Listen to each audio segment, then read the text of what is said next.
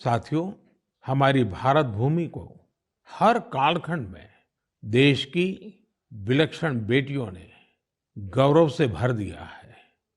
सावित्रीबाई फुले जी और रानी वेलु नाचियार जी देश की ऐसी ही दो विभूतियां हैं। उनका व्यक्तित्व ऐसे प्रकाश स्तंभ की तरह है जो हर युग में नारी शक्ति को आगे बढ़ाने का मार्ग दिखाता रहेगा। आज से कुछ ही दिनों बाद 3 जनवरी को हम सभी इन दोनों की जन्म जयंती मनाएंगे। सावित्रीबाई फुले जी का नाम आते ही सबसे पहले शिक्षा और समाज सुधार के क्षेत्र में उनका योगदान हमारे सामने आता है। वे हमेशा महिलाओं और वंचितों की शिक्षा के लिए जोरदार तरीके से आवाज उठाती रही। वे अपने समय से बहुत आगे थी और उन गलत प्रथाओं के विरोध में हमेशा मुखर रही। शिक्षा से समाज के सशक्तिकरण पर उनका गहरा विश्वास था।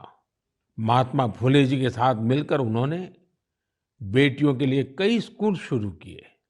उनकी कविताएं लोगों में जागरूकता बढ़ाने और आत्मविश्वास भरने वाली होती थी। लोगों से हमेशा उनका यह आग्रह रहा कि वे जरूरत में एक दूसरे की मदद करें और प्रकृति के साथ भी समरसता से रहें।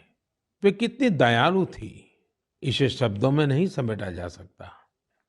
जब महाराष्ट्र में अकाल पड़ा तो सावित्रीबाई और महात्मा फुले ने जरूरतमंदों की मदद के लिए अपने घरों के दरवाजे खोल दिए। सामाजिक न्याय का ऐसा उदाहरण विरले ही देखने को मिलता है। जब वहां प्लेग का भय व्याप्त था तो उन्होंने खुद को लोगों की सेवा में झोंक दिया। इस दौरान वे खुद इस बीमारी की चपेट में आ गई। मानवता को समर्पित उनका जीवन आज भी हम सभी को प्रेरित कर रहा है।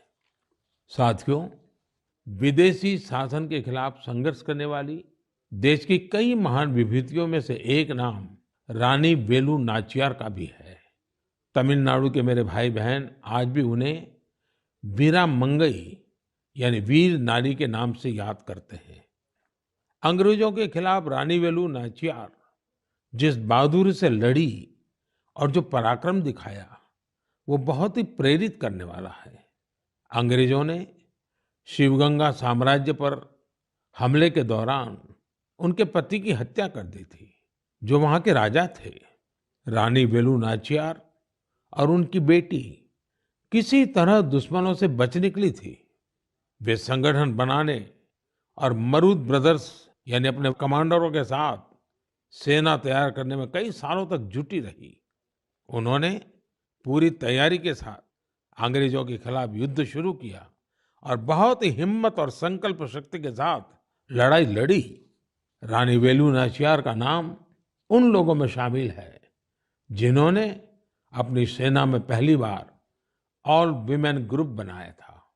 मैं इन दोनों वीरांगनाओं को श्रद्धा सुमन अर्पित करता हूं।